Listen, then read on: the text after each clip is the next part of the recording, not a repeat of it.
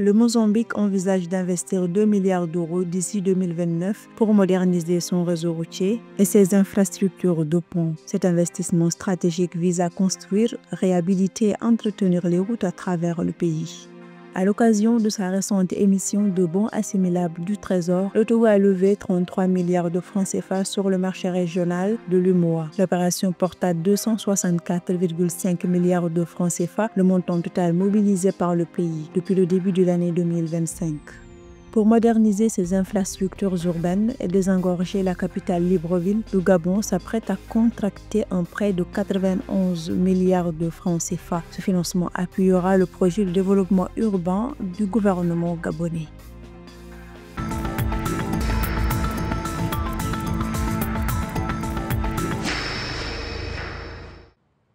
Face à des défis économiques persistants et une conjoncture internationale instable, le Mozambique prévoit d'investir 2 milliards d'euros d'ici 2029 dans la modernisation de son réseau routier et de ses ponts. Cet investissement est crucial pour construire, entretenir et réhabiliter les routes du pays. Malgré des ressources limitées, le gouvernement mozambicain met l'accent sur ce développement d'infrastructures, le considérant comme un moyen essentiel de favoriser l'inclusion sociale et un aménagement du territoire équilibré. Moins de 20% de ces routes sont asphaltées. Le Mozambique est donc dans une situation qui freine l'économie du fait de la non-disponibilité des routes opérationnelles. Donc le Mozambique est dans un défi opérationnel. Adopté par le Parlement, ce plan d'investissement quinquennal 2025-2029 vise à améliorer l'accès aux services, désenclaver les zones rurales et stimuler l'économie. Le gouvernement mise sur des projets d'infrastructures clés pour connecter durablement les villes et les campagnes, facilitant ainsi la circulation des personnes et des biens. Le Mozambique est un relais de transactions routières.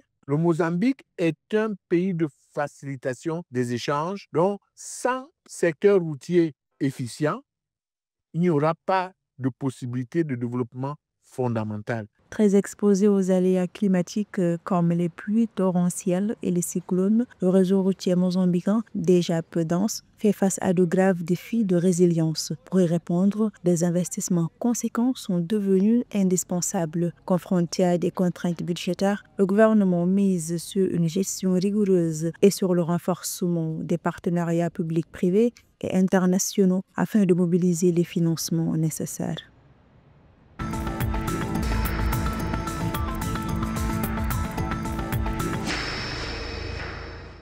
De retour sur le marché financier régional, le Togo a levé 33 milliards de francs CFA à l'issue d'une émission de bons assimilables du Trésor sur le marché des titres publics de l'UMOA. L'opération a suscité un fort engouement, mobilisant 60,9 milliards de francs CFA, soit un taux de couverture de 200,32% pour un objectif initial de 30 milliards. Avec cette levée de fonds, le Togo porte à 264,5 milliards de francs CFA le total de ses mobilisations depuis le début de l'année 2025, atteignant environ 79% de son objectif annuel de 332 milliards de francs CFA.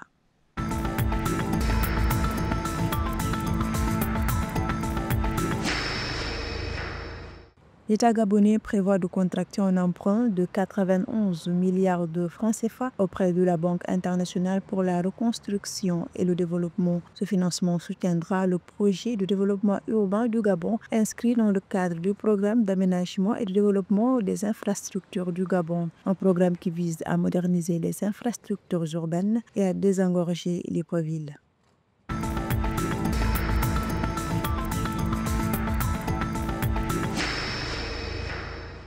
Dans le but de résorber 2,61 milliards de dettes du secteur énergétique accumulées entre 2015 et 2023 auprès de 27 producteurs impayés, le gouvernement du Nigeria a validé un plan de refinancement progressif. Ce plan vise à relancer les investissements et réduire les coupures d'électricité récurrentes dans le pays. Il inclura notamment l'émission d'obligations et d'autres instruments financiers pour étaler les remboursements.